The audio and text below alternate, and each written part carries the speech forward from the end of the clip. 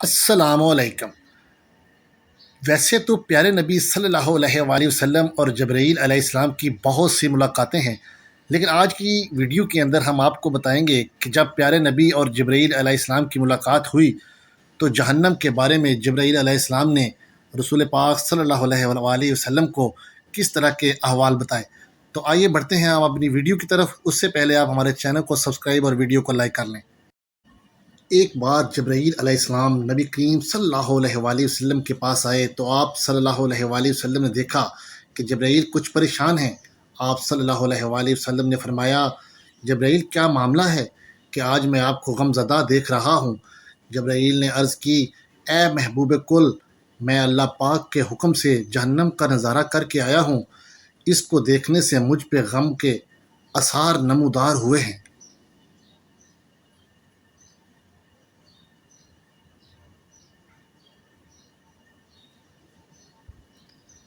نبی کریم صلی اللہ علیہ وآلہ وسلم نے فرمایا، جبرائیل مجھے بھی جہنم کے حالات بتاؤ۔ جبرائیل نے عرض کی، جہنم کے کل 7 درجے ہیں، ان میں جو سب سے نیچے والا درجہ ہے اللہ اس میں منافقوں کو رکھے گا۔ اس سے اوپر والے 6 درجے میں اللہ تعالیٰ مشرک لوگوں کو ڈالیں گے۔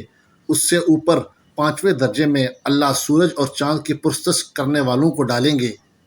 4تھے درجے میں اللہ پاک آتش پرست لوگوں کو ڈالیں گے۔ 3رے درجے میں اللہ پاک یہود کو ڈالیں گے۔ 2 درجے میں اللہ تعالیٰ عیسائیوں کو ڈالیں گے۔ یہ کہہ کر جبرائیل علیہ السلام خاموش ہو گئے تو نبی کریم صلی اللہ علیہ وآلہ وسلم نے پوچھا، جبرائیل آپ خاموش کیوں ہو گئے؟ مجھے بتاؤ کہ پہلے درجے میں کون ہوگا؟ جبرائیل علیہ السلام نے عرض کیا،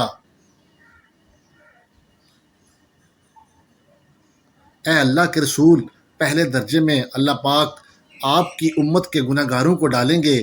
جب نبی کریم صلی اللہ علیہ وآلہ وسلم نے یہ سنا کہ میری امت کو بھی جہنم میں ڈالا جائے گا تو آپ بے حد غمگین ہوئے اور آپ نے اللہ کے حضور دعائیں کرنا شروع کیں۔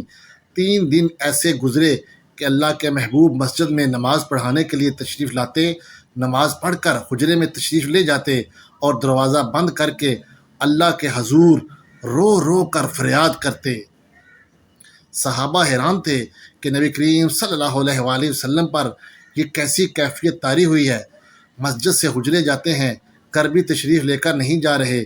جب تیسرا دن ہوا تو سیدنا ابو بکر سے رہا نہیں گیا، وہ دروازے پہ آئے، دستک دی اور سلام کیا، لیکن سلام کا جواب نہیں آیا۔ آپ روتے ہوئے سیدنا عمر کے پاس آئے اور فرمایا کہ میں نے سلام کیا لیکن سلام کا جواب نہ پایا، لہٰذا آپ جائیں، آپ کو ہو سکتا ہے سلام کا جواب مل جائے۔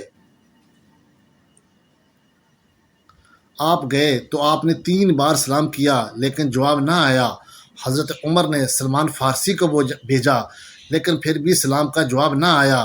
حضرت سلمان فارسی نے واقعے کا تذکرہ علی رضی اللہ تعالی عنہ سے کیا۔ انہوں نے سوچا کہ جب اتنے عظیم شخصیات کو سلام کا جواب نہ ملا تو مجھے بھی خود نہیں جانا چاہیے، بلکہ مجھے ان کی نور نظر بیٹی فاطمہ اندر بھیجنی چاہیے۔ لہٰذا آپ نے فاطمہ رضی اللہ تعالی عنہ کو سب حوال بتایا۔ آپ حجرے کے دروازے پہ آئیں، ابا جان السلام علیکم۔ بیٹی کی آواز سن کر محبوب کائنات اٹھے، دروازہ کھولا اور سلام کا جواب دیا۔ ابا جان، آپ پر کیا کیفیت ہے کہ 3 دن سے آپ یہاں تشریف فرما ہیں؟ نبی کریم صلی اللہ علیہ وآلہ وسلم نے فرمایا کہ جبرائیل نے مجھے آگاہ کیا ہے کہ میری امت بھی جہنم میں جائے گی۔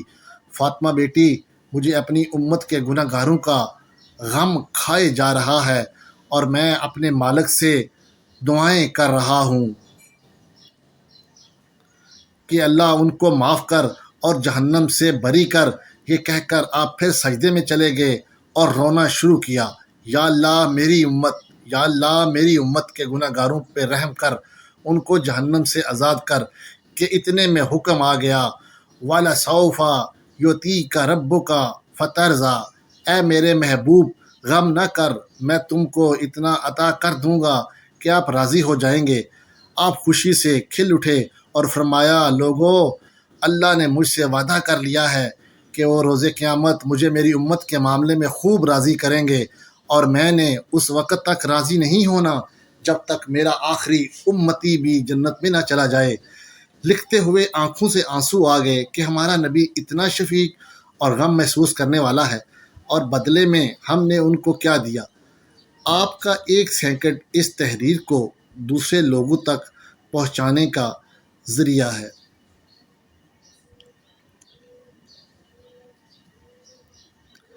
میری آپ سے عاجزانہ اپیل ہے کہ لا حاصل اور بے مقصد ویڈیوز ہم سب شیئر کرتے ہیں۔